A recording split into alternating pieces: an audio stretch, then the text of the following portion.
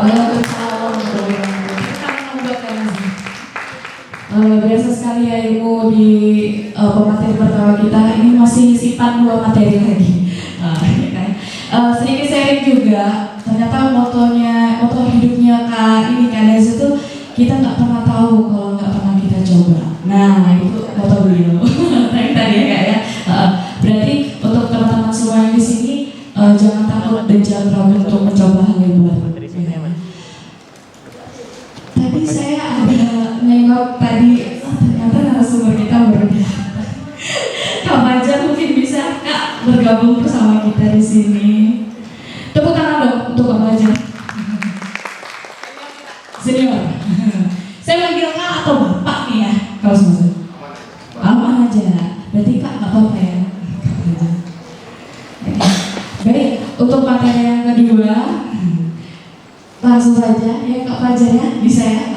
Beliau seorang protokol juga di Kabupaten Bulungan. Mungkin bisa bergabung bersama kita Kak. Dan disiapkan juga materinya, sudah disiapkan materinya.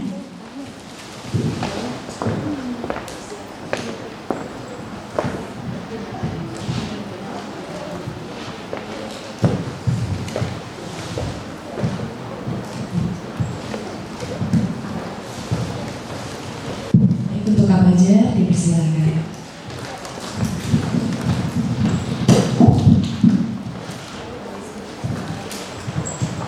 Bismillahirrahmanirrahim. Assalamualaikum warahmatullahi wabarakatuh. Selamat pagi dan salam sejahtera untuk kita semua. Yang saya hormati panitia pelaksana komunitas karya ini. Ya, saya berterima kasih dan juga rekan-rekan narasumber yang lain, ada Mbak Ida, ada Mbak Najwa, dan semua peserta yang ada di depan saya. Pertama-tama saya mengucapkan terima kasih kepada panitia yang sudah memberikan kesempatan kepada kami bertiga untuk memberikan sedikit materi yang kami ketahui. Ya, di depan saya banyak para senior-senior, ada Mbak Kokom dan juga Mbak Jana, Ibu Magdalena. Wah, terima kasih sudah bergabung, dan juga adik-adik semuanya dan rekan-rekan yang saya hormati. Baik, di sini saya akan memberikan MC acara resmi.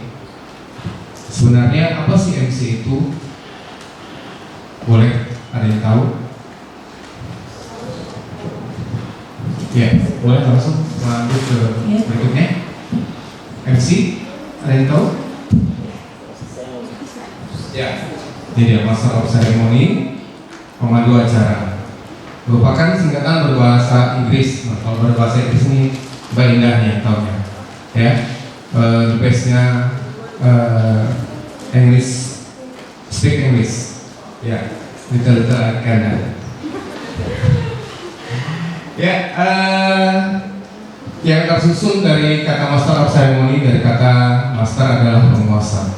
Sedangkan seremoni artinya acara, sehingga secara luas pemimpin acara yang berkuasa bertanggung jawab terhadap jalannya sebuah acara. Ya, mungkin tadi juga sudah dijelaskan sama Mbak Indah. Mungkin ada sedikit yang sama, ya. Karena kita sama profesi, tidak apa-apa ya, kita berbagi ilmu. Yang jelas ilmu tidak dibawa mati. Kalau dibawa mati tidak ada gunanya. Jadi kita harus berbagi dengan siapapun yang membutuhkannya.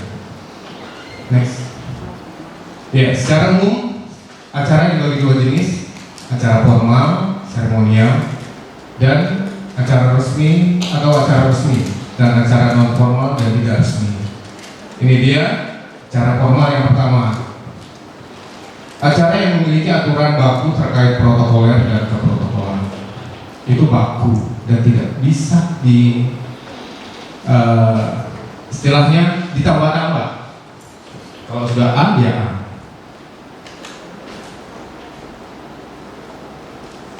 Acara formal ditandai dengan adanya susunan acara yang pasti, bahasa yang resmi. Ya, bahasa yang resmi, contoh acara formal, upacara kenegaraan, itu acara resmi, upacara bendera, acara pelantikan, seminar dan bimtek. Itu dia acara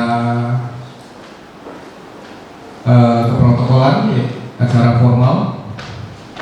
Sampai di sini ada yang kurang paham dan kurang jelas? Bagaimana? Ya, aman ya. Oke. Ya udah, selamat pagi dulu untuk semuanya. Selamat pagi. Iya, tepuk tangan dong. Ya, itu dia acara formal. Next. Ini dia acara non formal, acara yang tidak memerlukan keprotokolan. Contoh pameran, konser musik, pentas seni, ulang tahun, dan fashion show.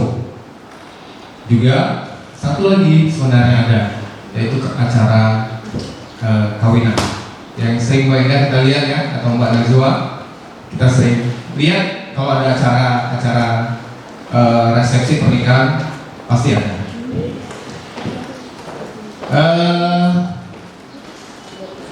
Untuk acara di atas jarang diperlukan protokoler, tapi diperlukan MC.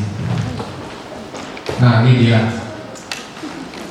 yang pandai berimprovisasi sehingga menarik penonton ikut pimpinan dan terkesan. Nah, ini dia acara non formal. Bagaimana kita berimprovisasi, menarik perhatian para penonton, memberikan semangat. Kita harus punya improvisasi. Tanpa itu kita tidak akan bisa. Acara non formal harus ramai, harus bisa meriah. Ya. Berimprovisasi sehingga menarik penonton untuk gembira dan terkesan. Oke, next. Nah, ini dia yang perlu kita ketahui sebelum kita tugas sebagai MC atau pemandu acara. Satu, tamu yang hadir. Ini yang akan kita sapa nanti. Terus yang kedua, informasi siapa yang akan membuka acara. Ini misalkan acara resmi ya, yang biasa kita laksanakan. Siapa yang buka? Misalkan bimtek, sosialisasi, ataupun yang lainnya. Misal ada Pak Gubernur, kita tanya dulu, Pak Gubernur hadir nggak dengan panitia, ataupun dengan pelaksana, oh hadir, ataupun Pak Gubernur diwakili oleh siapa, Pak Bupati diwakili oleh siapa. Kenapa? Supaya kita tahu dan kita akan menyapa orang yang hadir di acara tersebut. Dapatkan nama, gelar, dan prosedur untuk memperkenalkan tamu VIP. Nah, ini dia. Karena tamu VIP ini harus kita sapa dengan titel, nama, dan lengkap. Kalau misalkan haji, kita sebut Dr. Rendes Haji Jenderal Arifin Paliwang Sarwani SPD MSI, itu harus lengkap. Ibu Komaria SPD itu harus lengkap juga, misalkan ya, seperti itu. Yang keempat adalah sound system. Nah, ini dia. Ini juga sangat mempengaruhi. Sound system tidak baik, acara tidak akan lancar. Sound system tidak baik, MC suaranya tidak akan kedengaran.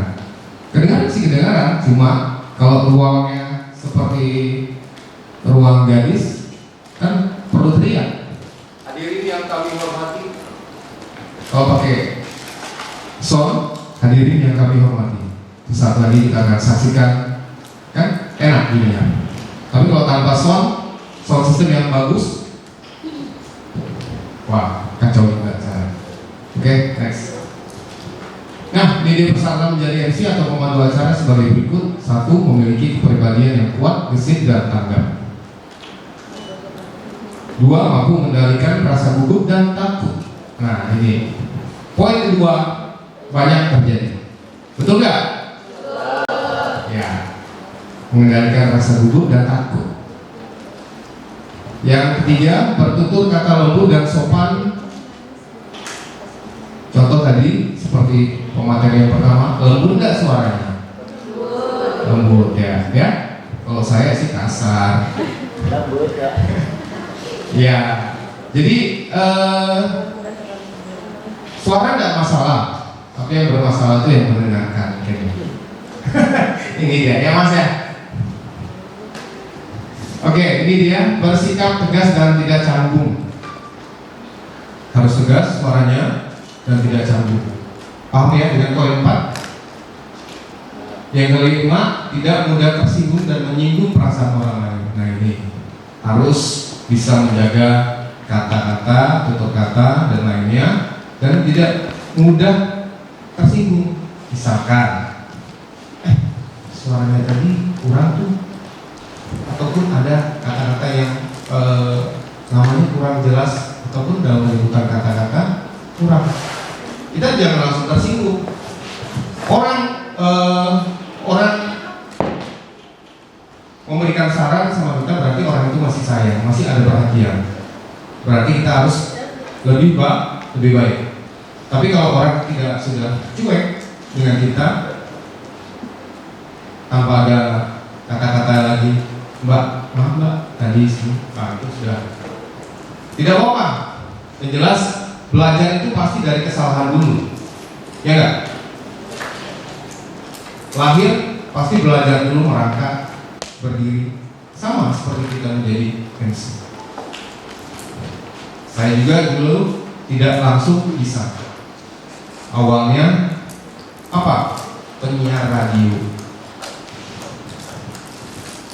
Kayaknya juga ya Mbak ya? Sempat ya? Atau mana semua? Sempat siaran radio juga? TV lokal ya? Oke. Kalau kita dulu tenarnya di radio, dulu era 90-an, masih SMP 95. Karena saya pindah ke sini 95. Awalnya saya di Bunyu, naik kelas 2, naik kelas 3 saya pindah ke sini, ikut orang tua. Karena di Bunyu saya ikut kakak saya dari SD sampai SMP kelas 2. Nah, kelas 2, kelas 3 itu saya sudah kerja. Apa? Di radio. Belajar untuk kerja. Gajinya berapa? Sebulan 25.000, alhamdulillah. 25.000. Itulah belajar dari pengalaman. Saya cuma bilang, izin Bang, saya balik ya kasetnya. Apa? Abang itu jawab, oh nggak apa-apa, belajar aja siaran. Alhamdulillah saya bilang, saya tadinya membalik kaset dulu kan masih zamannya kaset pita. Saya bilang, izin saya mau pengen balik kaset karena lagunya habis. Oh nggak mau, siaran aja belajar. Nah sudah, ucuk dicinta ulang tiba. Belajar dari situ. Ya, itu dia. Ya, tidak mudah tersinggung dan menyinggung perasaan orang lain. Oke, itu sedikit berbicara pengalaman. Oke, lanjut. Nah, ini 3 hal penting yang harus diperhatikan. Penampilan tata busana harus sesuai dengan acara yang dibawakan, resmi dan tidak resmi. 2, suara. 3, pesan. Penampilan tata busana harus sesuai. Misalkan acara pelantikan. Acara pelantikan ya, kita pakai PSL. Acara bintek atau sosialisasi kita menyesuaikan. Ya Mbak Indah ya. Oke, itu Mbak Indah sangat pengalaman dengan kostum, dengan busana seperti yang dipakai sekarang. Juga Mbak Nazwa dan saya sendiri juga. Dan saya harus memperkenalkan budaya lokal, batik kalah, Mbak Kokong ya, Mbak Sebaya. Oke, itu dia. Lanjut Mas. Tips untuk para MC dan pembawa acara. Yang pertama, pelajari dengan teliti acara yang akan dibawakan. Kenapa harus kita pelajari? Harus kita pelajari karena kita harus menguasai acara yang kita bawakan. Tanpa kita belajar, itu kita tidak akan bisa. Jadi misalkan acaranya besok, hari ini kita sudah harus tahu acaranya, susunan acara. Kita pelajari acaranya apa aja, mulai dari sambutan, laporan, dan sebagainya. Yang kedua, tegaskan kembali waktu, hari, tanggal, dan tempat penyelenggaraan. Tegaskan kembali waktu, misalkan waktu 09.00. Kita tegaskan hari, tanggal, dan tempat penyelenggara. Jangan sampai nanti tempat penyelenggara di auditorium perpustakaan daerah Kabupaten Bulungan, tiba-tiba kita pergi ke sini, acaranya bertukar, pindah tempat. Wah, kacau dunia, ya. Padahal sudah kami kesini, kita tidak tahu, seorang MC kita tidak tahu bahwasanya acaranya pindah. Makanya kita perlukan kontak person, itu harus, supaya kalau ada apa-apa, ada perubahan, kita bisa dihubungi. Yang ketiga, sesuaikan penampilan Anda busana tata rias wajah, tata rias rambut dengan tipe acara yang waktu penyelenggara. Ini tadi sudah juga saya jelaskan. 4, untuk wanita apabila berkebaya disarankan tidak mengenakan selendang agar tidak mengganggu tugas. Nanti selendang itu turun-turun, bukan acara yang diperhatikan, tapi sibuk menaikkan selendang yang wajarnya. Itu dia. 5, apabila diadakan gladi resik sebelum hari H, MC perlu hadir untuk mengenal lebih dekat seluruh panitia yang terlibat dalam acara tersebut dan acara yang akan kita bawa. Kita harus hadir pada saat gladi supaya apa? Kita ketahui acaranya. Siapa tahu ada perubahan dengan catatan kita bisa tambahkan. Siapa tahu ada pengurangan, kita bisa kurangkan. Di rumah kita perbaiki acara tersebut. Pada saat hari H sudah, kita tinggal ready. 6, datang ke tempat acara selambat-lambatnya 1 jam sebelum acara dimulai. Ya Mbak Indah ya, 1 jam ya. Oke. 1 jam. Supaya apa? Kita bisa prepare. Itu juga bisa menghilangkan duduk. Kita bisa tes mic-nya, cek mic, halo, hey. Itu bisa menghilangkan duduk, rasa duduk sebelum ada orang-orang di tempat acara tersebut. Ini yang tidak bisa dihilangkan, gugup.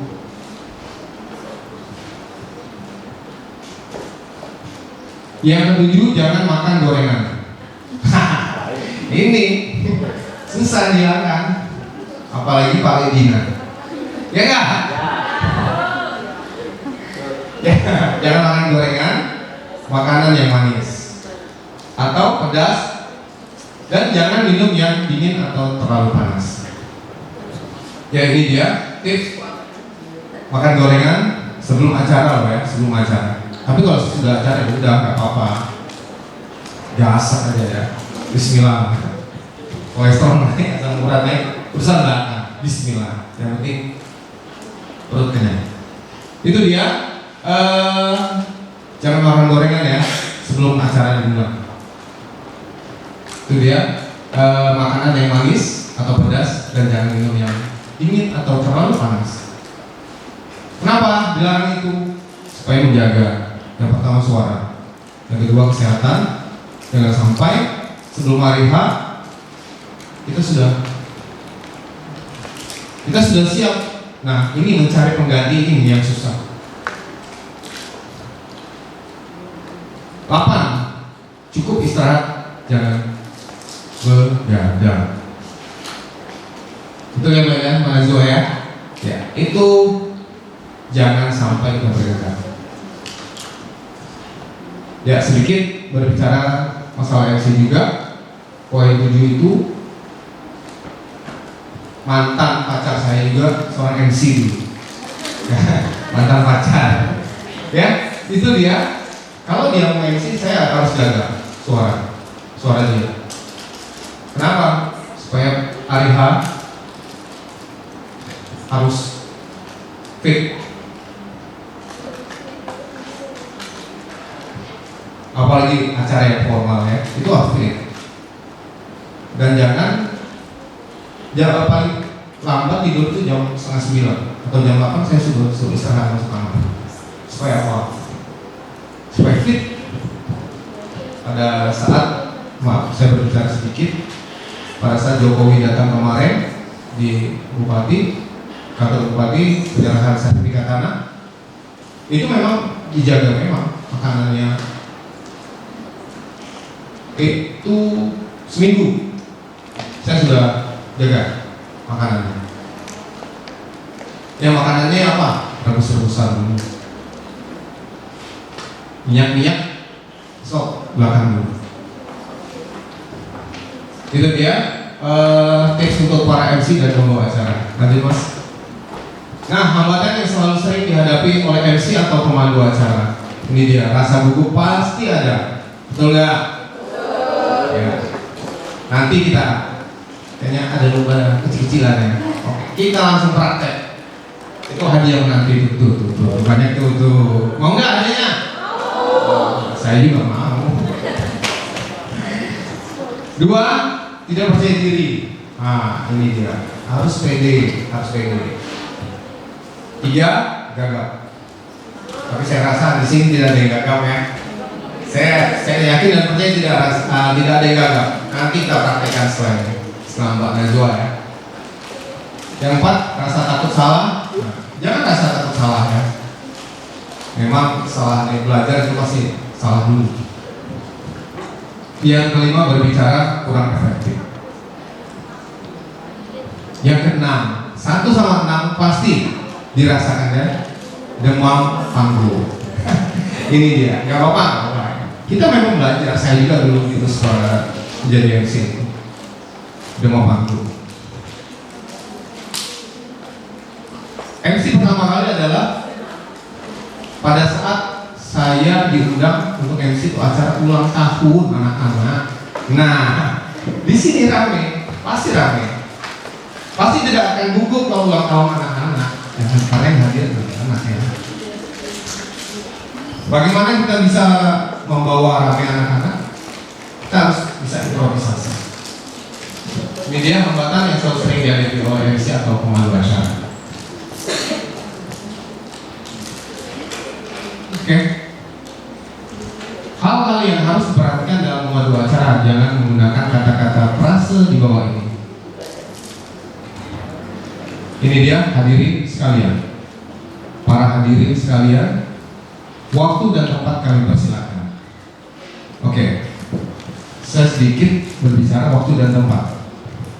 Mas bisa berdiri sebentar ya. Ya, ini saya berbicara. Mas berdiri sebentar. Kepada yang terhormat, kepada yang kami hormati, Ibu Kokom, SPD, disilakan waktu dan tempat kami persilakan. Jadi waktu dan tempat, bukan orang, tapi waktu ini yang kita persilakan.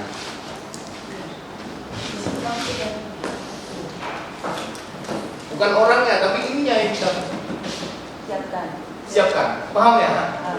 Ya, waktu dan tempat itu tidak ada. Berarti kalau kita berbicara itu, berarti waktu dan tempatnya ini bukan orang yang kita persilakan maju. Paham ya? Paham. Ya. Jadi kata-kata itu harus dihilangkan dan tidak boleh dipergunakan. Waktu dan tempat sering terjadi ya. Ya.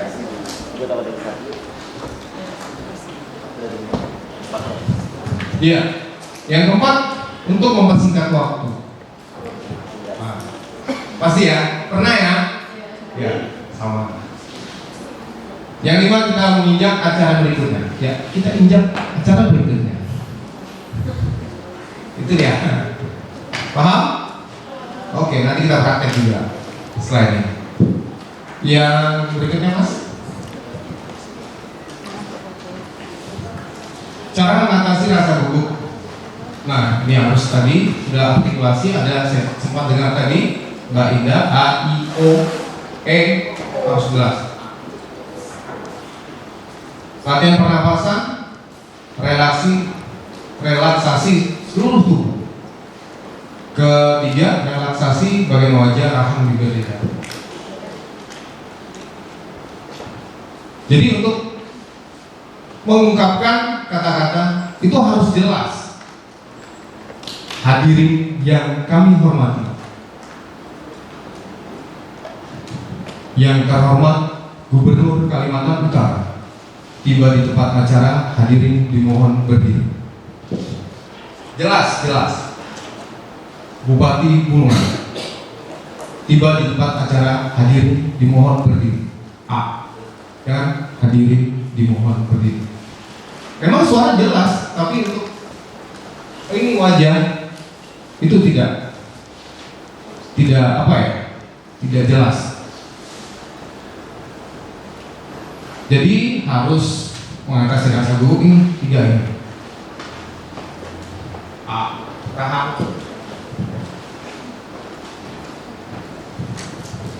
Next. Sapa audiens, MC pengatur acara harus mengenal audiens, menyapa audiens dengan kesopanan berbahasa baik. Kalian untuk audiens yang lebih muda, saudara untuk acara umum, bapak ibu untuk acara resmi, bapak ibu tamu undangan yang kami hormati. Mengawali rangkaian kegiatan kita pada pagi hari ini sebagai insan yang bertakwa kepada Allah Subhanahu wa taala, Tuhan yang Maha Kuasa, agar acara berjalan lancar dengan baik, kita berdoa, doakan dipimpin oleh pejabat kantor Kementerian Agama Kabupaten Bulungan, kepada yang kami hormati Ustadz Abdurrahman disilakan. Seperti itu. Itu untuk acara yang resmi. Ada 3 kalian untuk audiens yang lebih muda. Tapi kalau di sini saya anggap sama muda semuanya maksudnya. Ya Mbak Kom ya. Ya ini udah Mbak Rizky juga. Oke, lanjut. Waspada, hindari membaca susunan acara. Pernah enggak?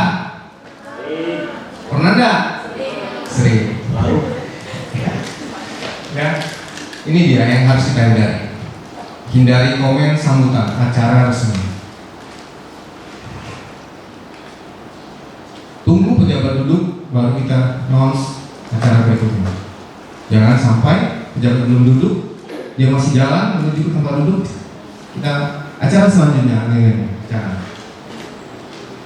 Yang keempat, mic tidak untuk dipukul atau ditiup. Ini misalkan ada tiang, atau pernah nggak? Selalu ya. Cukup tes mic. Hello, hai, seperti itu aja. Jangan sampai mic akan rusak, liur akan masuk. Gak apa-apa ya, cuma bercanda ya. Oke, itu dia. Mic tidak untuk dipukul atau ditiup. Waspada, itu ada tanda serudinya. Waspada. Jadi mudah-mudahan pulang dari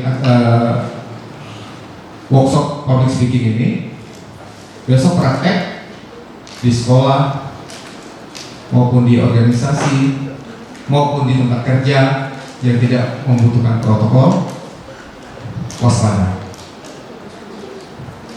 Ya, waspada harus dihindari hal yang ini. Jangan sampai ketuk-ketuk mic lagi ya.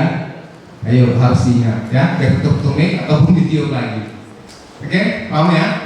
Ya, saya yakin dan percaya orang-orang yang di depan saya adalah orang-orang yang terbaik, orang-orang pilihan. Tidak mungkin bisa duduk di sini, tidak mungkin bisa datang ke sini kalau IQ-nya tidak tinggi. Ya, jadi kita di sini sama-sama belajar. Mbak Indah, Mbak Nazwa, saya juga belajar di tempat ini, belajar berbagi ilmu. Ya, seperti apa yang dikatakan Mbak Indah tadi di akhir, jangan sampai malu untuk bertanya. Kalau ada apa-apa, tanya aja, gak apa-apa. Kita hidup di satu periuk, di Tanding Sewa. Jadi dari kita untuk kita. Kapan lagi kita berbagi kalau bukan sekarang? Oke, next berikutnya. Tugas MC membawa acara pada acara resmi. 1, acara dibuka tanpa banyak komentar. Ya, ini ya. Untuk acara resmi, jangan banyak komentar untuk membuka acara. Yang masih sekolah, boleh angkat tangan? Oh, masih sekolah? Oh, ya. Oke, terima kasih. Ya, boleh dipraktekkan nanti ya di acara-acara di sekolahnya nanti ya. Yang kedua, setiap ada detail acara tidak perlu diberi komentar. 3, usahakan berdiri ketika akan berbicara. Pasti kita berdiri dulu ya sebelum kita bicara. Yang keempat, usahakan berdiri ketika akan berbicara. Yang keempat, sambutan diurutkan dari yang terendah menuju urutan yang tinggi. Misal laporan panitia, sambutan dari kepala dinas. Yang tiga, misalkan kalau ada tiga aja, sambutan gubernur atau sambutan bupati sekaligus membuka acara. Jadi jangan terbalik, sambutan gubernur dulu atau bupati, sambutan kepala dinas baru panitia. Itu harus diurutkan dari yang rendah ke tinggi. Yang kelima, pakailah bahasa resmi yang baik dan benar. Saya yakin dan percaya ini sudah tahu semua. 6. Fokus terhadap jalannya acara, karena perubahan dapat terjadi sewaktu-waktu. Itu dia. Jadi yang poin kelima, poin keenam, fokus terhadap acara. Makanya tadi di depan saya katakan kontak person itu sangat perlu. Takut ada penambahan acara. Misalkan ada acara tambahan, kita tidak tahu. Besok pada saat di tempat acara baru kita tahu ada acara tambahan. Sehingga kita harus nulis dulu. Tapi kalau 1 hari sebelumnya kita sudah tahu ada acara tambahan dan sebagainya, tidak enak. Jadi susunan acara itu tidak tercoret-coret lagi. Ya, susunan acara tidak tercoret-coret lagi. Jadi sudah rapi. Boleh?